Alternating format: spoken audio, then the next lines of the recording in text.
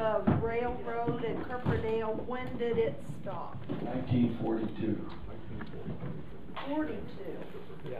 Okay. He used the rails for the war. Oh, okay. Dad said that he thought it was 35. That's where he's from, is the Kerperdale area. Well, Dale Regal had a farm where the tunnel was, and I asked him before he died, and he told me it was 1942. And they sold the rails out of the tunnel, or they sold the rails on the line. The ones in the tunnel they left, Okay. and went to a scrapyard later. That's what Dale told me. 42. The main decline of the railroad down there was they didn't have anything to nothing to ship. Everything went south. At one time, Wakantanka, they shipped 42 carloads of peaches out of Wakantanka. 42 carloads. I'd like to go see that orchard if any of us. Yes, Sue Ellen. Wonderful collection of pictures. I really enjoyed it. Oh, yeah. Are either of you familiar with the great Ashtabula train wreck? Yes, I am. It was the first major wreck in the United States. My daughter lives in Ashtabula County, and I love railroads, and I go to visit her. I zeroed in on that. What a story. I hate to bring up bad stuff, but my first wife's family was from Ashtabula.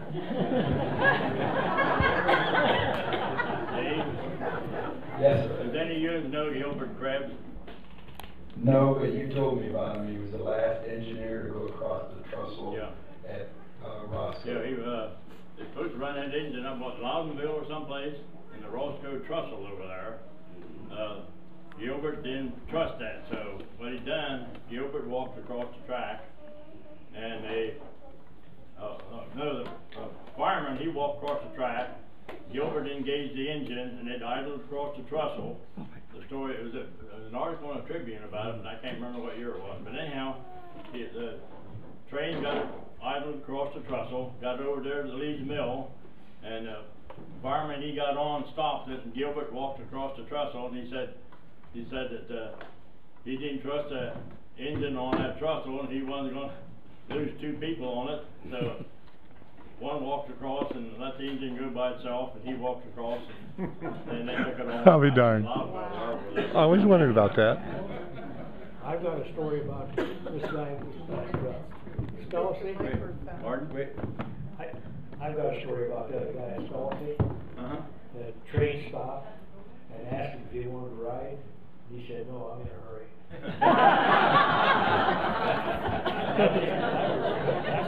Well, I got one too. Before they got the mail on the railroad, see, the mail regulated the railroad schedule. But before they had mail, the engineers would stop their trains along that Loudonville line and pick blackberries. So if you were in a hurry, you were in trouble. But yesterday, Dan Mark gave a speech on the history of the Coshocton Fair.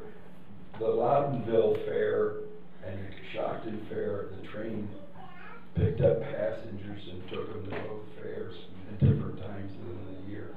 So that was part of the Wally Flyer. The Wally Flyer ran to Toledo, and that's where the coal ended up on Lake Erie. And the Blissfield line, the CA&C, they used sand from Blissfield. It was a special sand used in steel mills in Cleveland for making steel mill molds. So that's why that line ran clear up to 1969. Of course, Briar Hill used it too. The Coshocton Fair and the Loudonville Fair was the same week, and we always thought we had to go to Loudonville Fair too. So we went to both of them for years. Dad and Mom did, and took us up there, and they were totally different fairs. One was a large fair, had everything, and the Loudonville was a street fair, and they just had different things, which was a good fair too. They had a lot of nice things. Hey, I have a question. How many people got thrown off of the train when they come home tonight? There'd be some drunks on the train, passengers, they get in a fight. Train would stop. Off you go, man. Either by that or by the boot. Coshocton from Brinkhaven to Coshocton, and from Kilbuck to Coshocton. There's too many Irishmen in the area. My great third great uncle was a pretty good sized man, and he was a conductor. He didn't mess with him. When he was conducting, nobody had to get off because they didn't behave. But if he caught you doing something, sometimes the train didn't even stop. You just boot your butt. My wife does that to me now. She'll tell me to tuck her hole. I wanted to say something about the fair that Dan was talking about yesterday. Was the first artwork I entered when I left Coshocton County. I moved away to Coshocton County for 40 years. I entered artwork in Portage County Fair. And the sad thing about it, their art hall, I was the only entry. And there was no grange. There was no vegetables. It was more of the biggest thing that they had at that fair besides the animals for the 4-H and stuff. They had the demolition derby, which was a big deal at the fair, but it was kind of sad. And that's why I like moving back to Coshocton County. Our fair is almost one of, if not one of the top fairs in the state. That's right. Canfield Fair, I heard, was pretty good. Coshocton County, these people that work on this fair, they really do an excellent job. And this railroad had a lot to do with it in the beginning. Like Dan said, the first time a train came through Coshocton, everybody left the fair to go see the train. I want to point out something.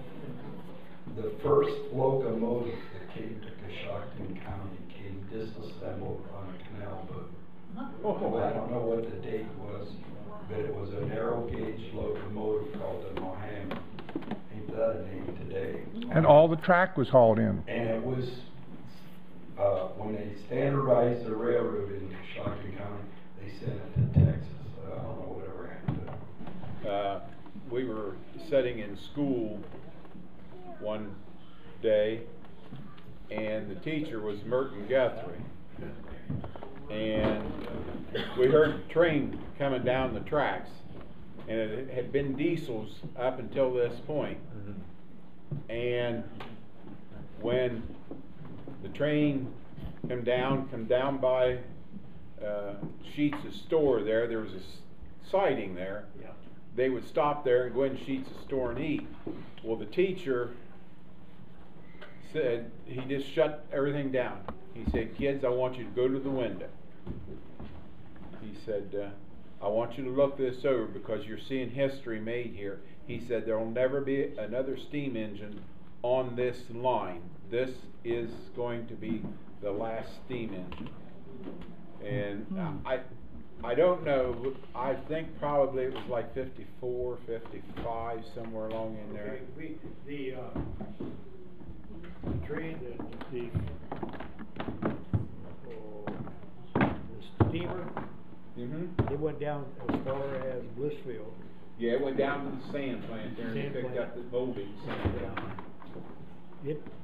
There at the sand plant, it closed before about 1950, 51, because then they brought the coal from they used it, and in about 64 or 65, it was done. Yeah. Yeah, my uncle had a coal company there at Blissfield, and he shipped a lot of coal by rail out of there. Him and Blue Crystal Mines.